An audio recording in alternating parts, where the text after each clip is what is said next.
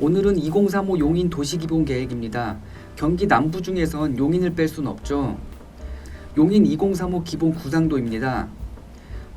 북서쪽으로는 뭐가 많죠? 저게 바로 경부선인데 철도, 도로, 서울로 가는 길목입니다. 대표적으로는 수지 기흥이 있죠.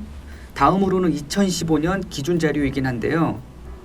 특이한 점은 용인은 다른 도시에 비해 가족끼리 같이 사는 사람들이 많습니다. 다음은 용인 인구 구조 그래프인데 나름 나쁘진 않습니다. 이것보다 더 심한 곳은 많죠. 역삼각형인 곳도 많아요. 주로 경제활동을 하는 인구가 가장 많은 것 같네요. 다들 아시겠지만 1인, 2인 가구가 늘어나고 있습니다. 이를 통해 우리가 알 수 있는 점은 출산율은 줄고 있지만 가구 수는 오히려 지금 증가하고 있습니다. 왜냐하면 다들 분가를 하기 때문이죠. 그래서 주택에 대한 수요가 여전히 많다고 생각하시면 되겠습니다. 다음으로 넘어가겠습니다. 용도 지역, 현황도인데요. 첫 장에서 보셨던 기본 구상도와 마찬가지로 북서쪽에 집중되어 있는 것을 볼 수 있습니다. 가운데 빨간색 부분이 용인 시청에 있는 행정지역입니다. 여기가 역삼지구라고 해서 개발 중에 있죠. 다음은 고속도로입니다. 다들 아시겠지만 일단 용인만 벗어나도 차량 통행이 조금 수월합니다. 차가 엄청 많이 다닌다는 얘기죠. 차가 많이 다닌다는 건 사람이 많이 다닌다는 거고, 사람이 많이 다니는 곳에 돈이 모인다 이 말입니다. 철도 현황입니다. 용인은 분당선, 신분당선, 용인 경전철이 있죠.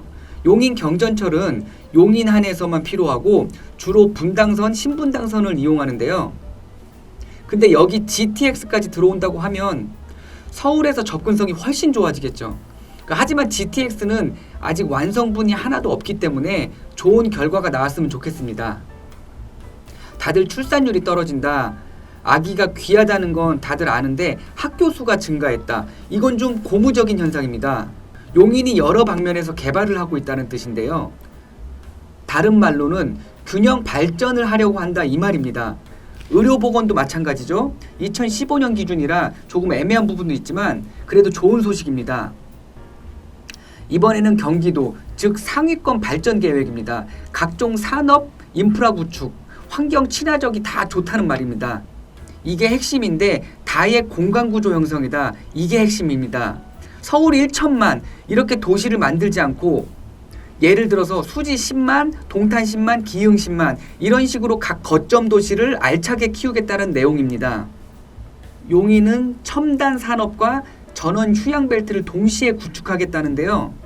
용인 지도를 보시면 아시겠지만 수지 기흥 쪽 외에는 다 산지잖아요.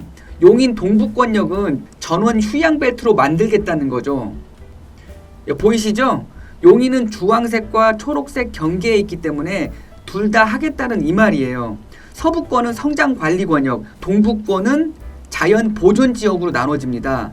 쉽게 말해서 동부는 자연 그대로, 서부는 사람 사는 동네로 만들겠다는 말입니다. 동부의 개발을 아예 안 하겠다는 말은 아니라 웬만하면 서부에 하겠다는 내용이죠. 이 녹지축은 거의 99% 개발을 안 합니다. 물론 대통령이 개발하겠다고 하면 합니다. 다만 다른 곳에 개발할 땅이 많은데 녹지축을 건드려서까지 개발을 하지는 않습니다. 개발 정보도 중요하지만 개발하지 않는 곳을 아는 게 더 중요하기도 합니다. 간선 도로망, 계획 구상도인데 용인 내에서 남북 동서도로 간에 생기는 것을 알 수 있습니다. 남북으로는 구리, 하남, 광주, 용인, 안성, 세종까지 이어지고 동서로는 오산, 화성, 용인, 광주, 이천까지 이어집니다. 철도망 보이세요?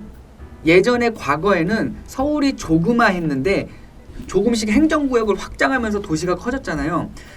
요즘 굳이 행정구역을 편입하지 않고 각 도시를 키우면서 그 도시가 마치 서울에 있는 종로구, 강남구처럼 하나의 구처럼 역할을 하는 것 같습니다.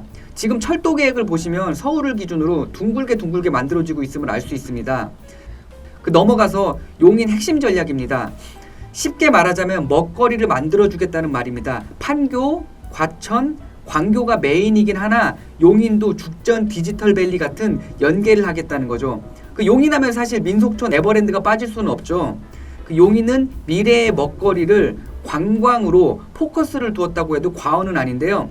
관광 발전이 전략인데 도심, 레저, 농촌을 크게 세 가지로 나누어 구성했습니다. 사실 거의 대부분 도시를 저렇게 합니다. 특별한 건 아니에요. 하지만 어떻게 하는지에 따라 다르죠. 게다가 용인은 수도권에 있으니까 잘만 하면 확실히 수요를 가져올 수 있습니다.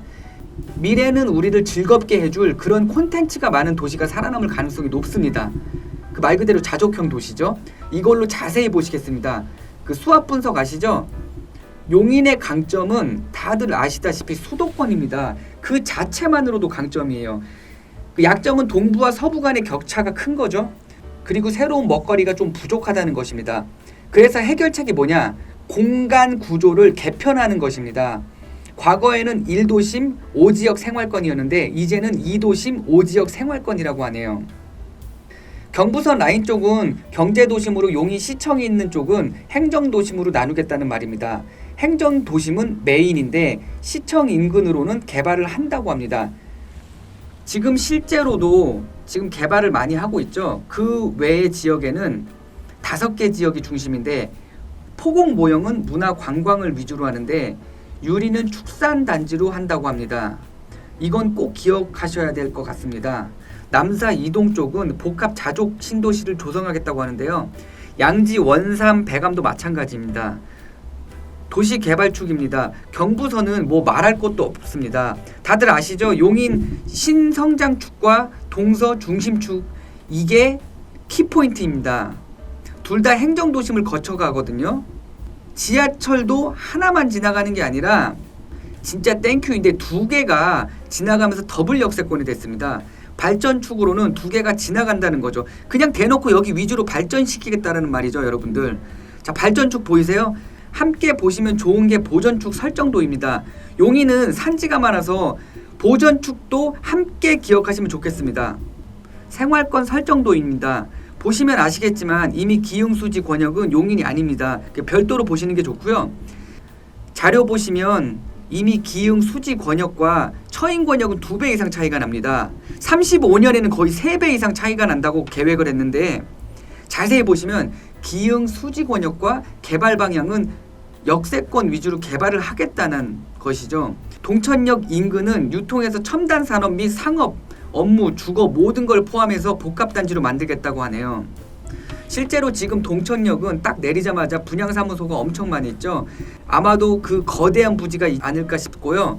기흥 수지권역의 핵심은 앞으로 구성역이 됩니다라고 공식적으로 발표했죠.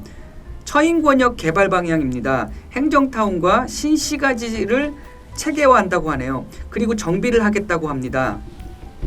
핵심 사업으로 포곡, 모형, 복합밸리, 남사신도시 등이 있지만 아무래도 처인권역은 핵심은 단연 행정타운 인근이네요. 아무리 다른 곳에 개발을 한다고 하더라도 일단 행정도시 먼저, 그리고 그 다음은 나중에 이런 식이죠. 개발 가능지 분석도입니다. 잘 보시면 아시겠지만 이를 통해 우리가 알 수 있는 점은 용인은 지형적으로 균형 개발이 어렵다는 것을 알 수 있습니다. 게다가 북서쪽 기흥수지 권역과 행정도시는 거의 이어지고 있는데요. 이제는 용인의 핵심 사업을 중심으로 알아보겠습니다.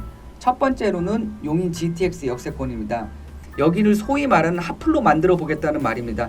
앞으로 어떻게 바뀔지 기대가 되는 곳입니다. 용인의 먹거리로는 앞으로 관광을 추구하는 것인데요. 전략 사업까지 넣는 것을 보면 말이죠. 이제 도시 재생 권역입니다. 이 자료에서 경제도심과 행정도심으로 구분을 짓겠다고는 했지만 사실 수지, 기흥, 행정이 같이 한 권역이라고 말할 수 있습니다. 사실상 용인시도 알고 있는 것이죠. 용인시가 먹고 살아가려면 북쪽으로 몰빵을 하는 게 효과적이라는 걸요. 시가지 경관 현황 분석도 분석인데 여기서 보셔야 될 것은 이 개발 사업들입니다. 보시면 북서쪽으로 몰빵이 되어 있습니다. 산지가 있어도 일단 행정도심과 경제도심을 이끌 수 있게 만들고 있습니다. 공원 녹지축입니다. 보시면 가장 두께가 큰 쪽이 거의 절대적입니다. 이 축 방향으로 도시가 개발되지는 않죠. 이 공원 위주로 투자를 하시는 분들을 위해 참고사항으로 가져왔는데 용인시는 이런 방향으로 공원 개발을 한다고 합니다. 도시 기본계획상 공원과 도시관리계획상 공원이 다르면 도시관리계획 기준으로 경계를 조성한다고 하죠. 산업발전 구상도입니다. 이 축대로 기억하시면 좋을 것 같습니다. 관광 여과 구상도입니다. 용인이 지금 여러 방면에서 먹거리를 계속 구상하려고 하는 것 같죠? 이상으로 여기까지 용인시의 미래에 대해 알아봤는데요.